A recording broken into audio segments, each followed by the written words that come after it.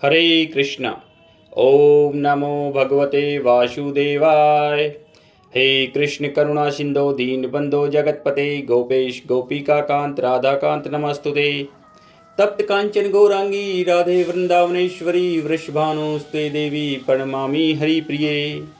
वाञ्छाकल्पतरुभ्यश्च कृपा सिंधुभ्य एव च पतितानां पावनेभ्यो वैष्णवेभ्यो नमो नमः। जय श्री कृष्ण चैतन्य प्रभु नित्यानंद श्री अद्वैत गदाधर शिवासादि गौर भक्त वृंद। हरे कृष्ण कृष्ण कृष्ण हरे हरे, हरे राम राम राम हरे हरे, हरे कृष्णा। धर्मराज युधिष्ठिर बोले कि हे देवकी नंदन, वैशाख मास के कृष्ण पक्ष की एकादशी का क्या नाम है, उसकी विधि क्या है तथा उसके करने से क्या फल प्राप्त होता है एवं उसका महात्म्य क्या है, आप विस्तार पूर्वक मुझसे कहिए। मैं आपको प्रणाम करता हूँ। भगवान श्री कृष्ण ने कहा, हे राजेश्वर, वैशाख मास के कृष्ण पक्ष की एकादशी को वरुथनी एकादशी के नाम से जाना जाता है। यह सौभाग्य देने वाली, सब पापों को नष्ट करने वाली तथा अंत में मोक्ष देने वाली है। इसकी महात्म्य एवं कथा मैं आपको बतलाता हूँ। वरुथनी एकादशी व्रत कथा प्राचीन काल में नर्मदा नदी के तट पर मानधाता नामक राजा राज्य करते थे। वह अत्यंत दानशील तथा तपस्वी थे।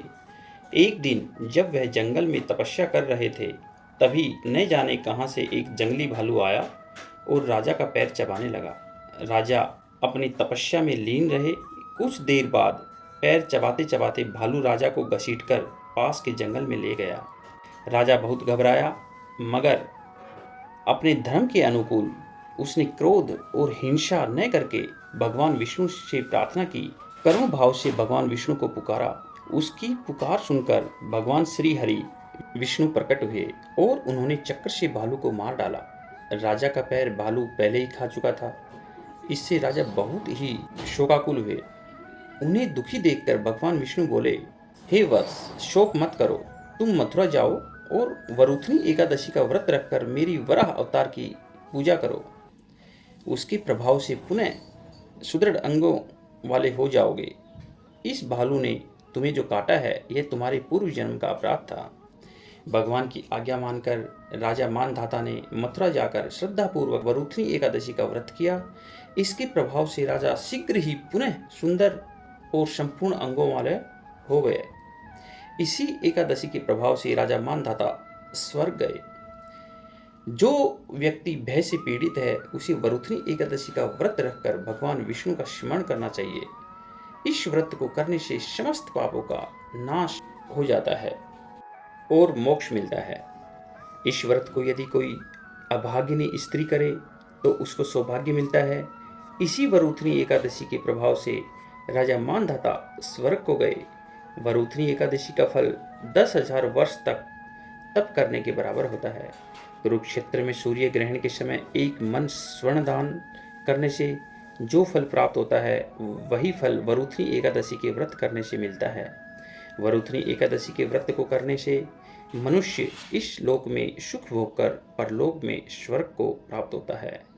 शास्त्रों में कहा गया है कि हाथी का दान घोड़े के दान से श्रेष्ठ है। हाथी के दान से भूमि दान, भूमि के दान से तिलों का दान, तिलों के दान से स्वर्ण का दान तथा स्वर्ण के दान से अन्न का दान श्रेष्ठ है। अन्न दान करने के बराबर कोई दान नहीं है। अन्न दान से देवता, पितृ और मनुष्य तीनों तृप्त हो जाते हैं। शास्त्रों में इसको कन्यादान के बराबर माना जाता है। वरुथनी एकादशी के व्रत से अन्नदान तथा कन्यादान दोनों के बराबर फल मिलता है। जो मनुष्य लोभ के वश होकर कन्या का धन लेते हैं, वे प्रलय काल तक नरक में वास करते हैं या उनको अगले जन्म में बिलाव का जन्म लेना पड़ता है। जो मनुष्य प्रेम एवं धन सहित कन्या का दान करते हैं, उनके पुण्य को चित्रगुप्त भी लिखने में असमर्थ हैं, उनको कन्यादान का फल मिलता है। जय श्री कृष्ण, जय श्री राम। इस बार वरुथनी एकादशी 16 अप्रैल की है, जिसका पारण 17 अप्रैल सुबह 5:54 से 10:12 तक का है। वरुथनी एकादशी व्रत करने वाले भक्त को दिन भर अन्न का त्याग करना चाहिए। जो लोग दिन भर भूखे नहीं रह पाते हैं, वे फल का आहार कर सकते हैं। एकादशी के दिन श्री हरि को पंचामृत, दूध, दही, घी, शक्कर और शहद मिलाकर स्नान कराएं। ओम नमो भगवते वासुदेवाय या हरे कृष्ण कृष्ण कृष्ण हरे हरे, हरे राम राम राम हरे हरे महामंत्र का जप करें। भोग में तुलसी डालें और विष्णु सहस्त्र नाम का जप करें। हो सके तो जल का दान दें। इससे अगले दिन द्वादशी पर व्रत का पारण करें।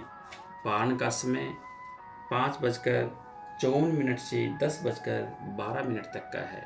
हरे कृष्णा, जय श्री राम।